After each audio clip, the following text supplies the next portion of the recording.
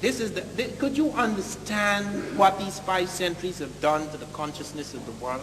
That even when things are found, even when they're there, you cannot understand. Do you know how they explain the Dogon finding Sirius B?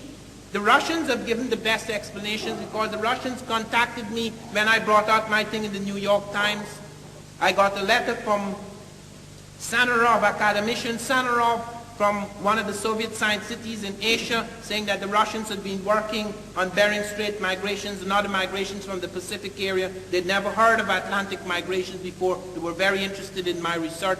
And in the communication, I asked them about what they had been doing in Egypt, what discoveries had been made on the NASA, because Sadat had kicked them out. And they pointed out that Volosimo, one of their scientists, had found perfectly ground spherical crystal lenses in ancient Africa, and that the Africans had telescopes. But they didn't even bother to think that Africans had telescopes. They said that perhaps, and this is Carl Sagan on big television in America, that some scientifically literate European wandered among the Dogon and gave the African savages this knowledge. And that later on, when anthropologists came to study them, they merely vomited it up. The anthropologists who studied the Dogon, Marcel Griot and Germain Dieterlen, Griot spent 16 years among the Dogon before they started to talk about that part of the heavens. A long time to vomit. And no one at that time, before or after, until very recent times, knew what the Dogon had found. That there was an elliptical orbit of 50 years around Sirius A and an orbit of 1 year on its own axis. We only found the flashing and darkening of the supernova 2 years ago. We have not yet found, and we may not discover this until next year when we send up our latest space telescope. We will not be able to verify what the African said about the 1 year orbit on its own axis. Yet the European gave it to him in the 1920s or 30s. Let me shift from the African world now and touch on something in closing that I have had intimate acquaintance with. I have been one of the few blacks who was sent by the National Aeronautics and Space Administration to witness the launching of the first black American into space, Bluford. That was done in recognition of the work I had done at NASA on blacks in space science. One of the things I discovered is that not only African science is little known, but even modern science, the contribution of blacks to modern science is little known. Look at this electric light. It is true that Edison pioneered in the electric light, but Edison could only keep the light burning for about 16 hours.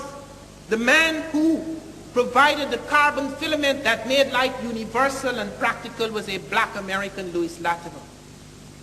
He literally lit London and New York. He actually supervised the lighting. He wrote the first book on incandescent electric lighting. We don't know nothing about him. A man who was to transform the economies of Britain and France in the sugar industry, the man who invented the sugar machine, which on the principle which we use today in taking those sugar crystals, taking the cane juice and transform them into sugar crystals, is a black West Indian, Jan Matsalega. The first man to mass produce shoes in the world. They used to take a long time to produce a shoe by hand. The first shoe making machine, mass production of shoes, it was called the niggerhead machine, after its inventor, a black West Indian. Well, African. I'm just putting him back in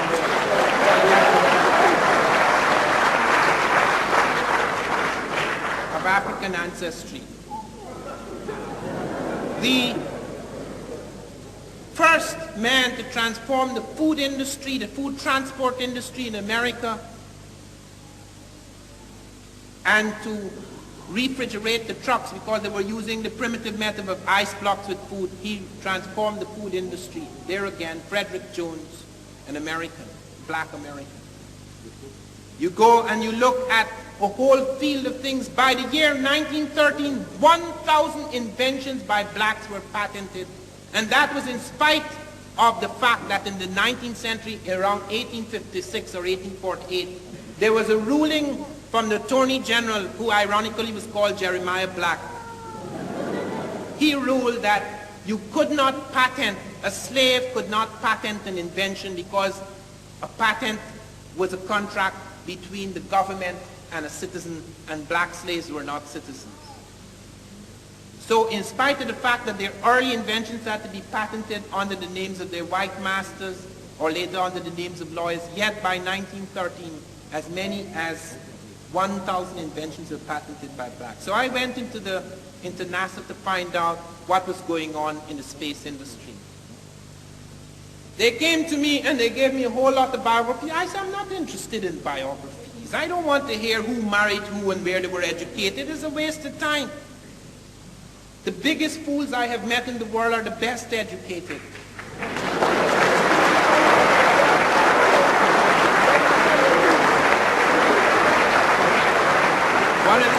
One of the things that I am most grateful for is that in spite of the fact I've been heavily miseducated for many years, I broke from it because at the root I was not a normal person. I grew up in the bush.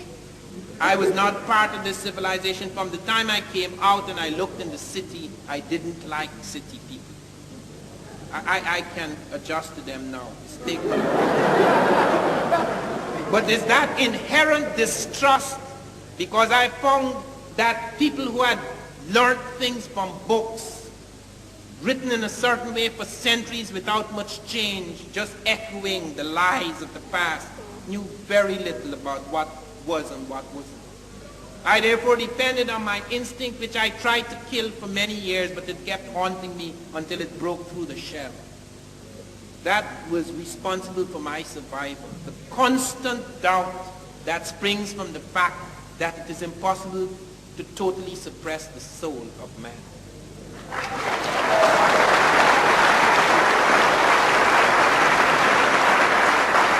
I found, for example, while I was at NASA, that the leading black at NASA was the man who had coordinated all the work of the scientists to produce the world's first space shuttle.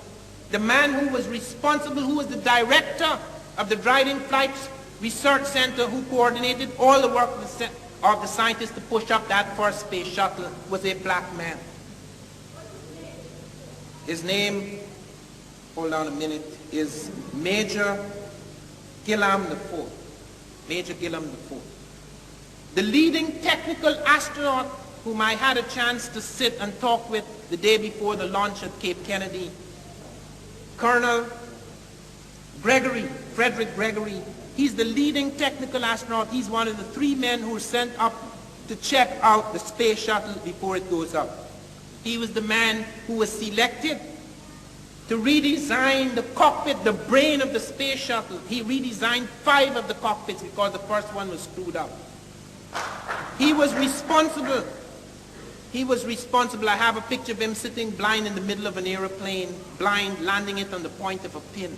He's responsible for introducing one of the most important new safety devices in airplanes, which will become common in the 1990s, the micro-instrumentation landing system, whereby whether the pilot is blind, dead, or drunk, that plane is going to land at the point of a pin.